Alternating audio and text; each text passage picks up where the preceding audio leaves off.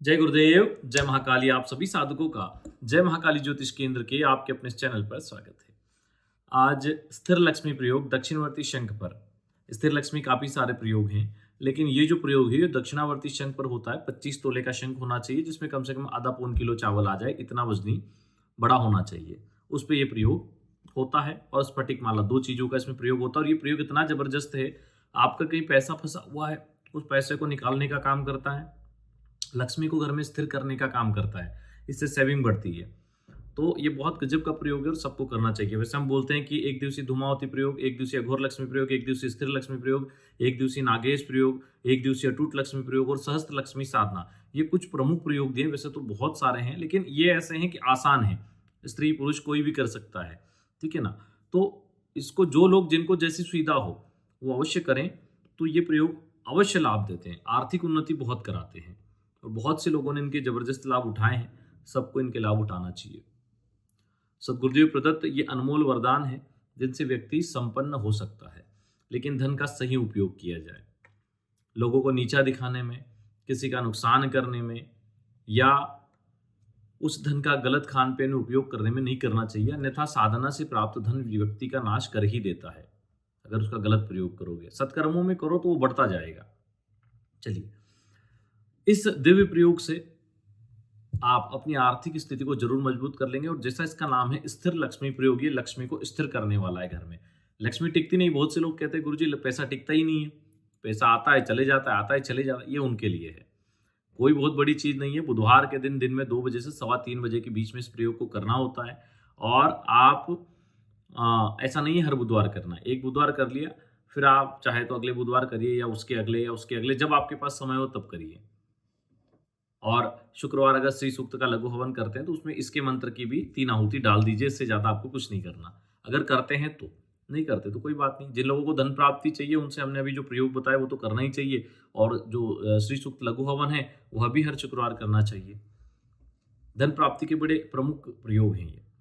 चलिए, क्या करना है, बुधवार को दिन में 2 बजे से पहले ही आप स्नान आदि से निवृत्त हो जाएं, उत्तरमुखी होकर बैठ जाएं, लाल वस्त्र आसन हो, अपने सामने एक लकड़ी का बाजूड़ हो, उस पर एक लाल कपड़ा बिछा लें और दक्षिणावर्ती शंख स्थापित करें।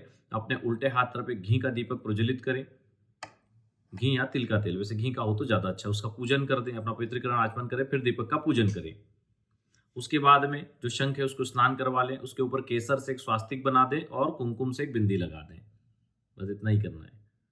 धूप दीप दिखाने, हाथ में जल लेके संकल्प लेके, हे सदगुरुदेव भगवान, आपसे प्रदत्त इस दिव्य प्रयोग को हम करने जा रहे हैं। हे माता महालक्ष्मी, हे कुबेर जी, हे देवी धनदा यक्षिणी, आपकी कृपा से प्रयोग शुद्ध हो और लक्ष्मी हमारे घर में, हमारे भाग्य में स्थिर हो। ऐसा बोल के जल सामने छोड़ दें। उसके बाद 1 माला गणेश मंत्र, 4 माला गुरु मंत्र कर ले, अगर आपके पास समय है तो। नहीं तो मानसिक रूप से गणेश जी और गुरु जी का ध्यान कर लें और 3 माला स्थिर लक्ष्मी मंत्र का जप कर लें।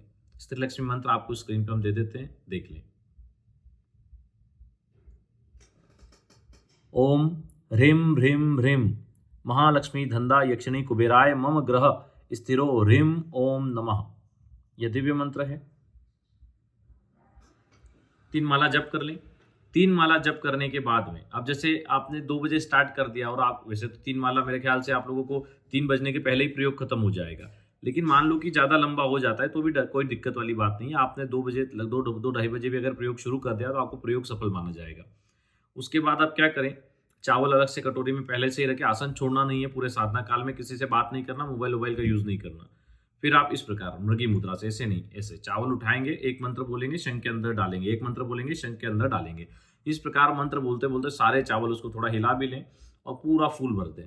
और जो लाल कपड़ा बिछाए उसी लाल कपड़े से उसको बांध दे और अपने पूजा स्थान पे रख दे। रखना है वैसे, ये खुला हुआ मुंह उसका ऊपर रहेगा, मोटा बोला मुंह आपकी तरफ रहेगा और उसकी जो पूछ है वो भगवान की तरफ रहेगी।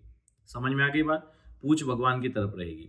खुला हुआ जो मुंह है जहां से आपने चावल डाले वो ऊपर आसमान की तरफ रहेगा और इस तरफ से उसको बांध दे और रख दें।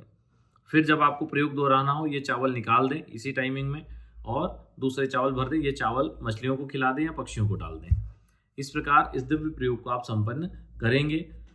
लेकिन इसमें एक चीज ध्यान रखें कि जो आपका शंख है वो बड़ा होना चाहिए, प्राण चैतन्य सिद्ध होना चाहिए, स्फटिक की माला सिद्ध होनी चाहिए। अगर चैतन्य सामग्री होगी तो ही वो काम करेगा। अब देखो क्या होता है, हमने प्राण प्रतिष्ठा की विधि भी चैनल पर दी हुई है, मूर्ति या यंत्र प्राण प्रतिष्ठा की विधि भी, और माला प्राण प्रतिष्ठा की विधि भी दी हुई है। ठीक है, लेकिन कर कौन सकता है? क्या हर व्यक्ति कर सकता है? देखो, जो गुरु मंत्र से दीक्षित नहीं है वो प्राण प्रतिष्ठा नहीं कर सकता, उनको मंत्रों का अधिकार नहीं है, पहली चीज। दूसरी चीज ये, जो लोग महाविद्या आदि अभी तक जिन्होंने बड़े अनुष्ठान नहीं किए हैं, उनका भी प्राण प्रतिष्ठा करना कोई मतलब वाली बात नहीं है।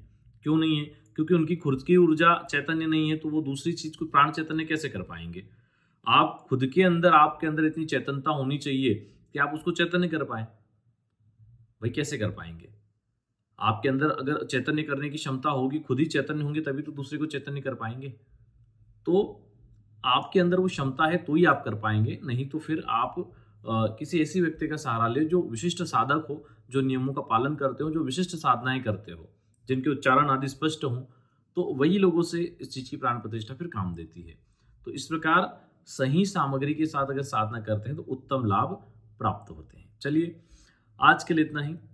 जो लोग कुंडली विश्लेषण या ऑरा स्कैनिंग आदि करवाना चाहते हैं, नंबर दिया हुआ है स्क्रीन पर। दिन में 12 से 4 संपर्क कर सकते हैं, बाकी टाइम फोन नहीं लगाना है। कुछ काम हो तो मैसेज कर सकते हैं, समय मिलने पर रिप्लाई कर दिया जाएगा। जय गुरुदेव, जय महाकाली।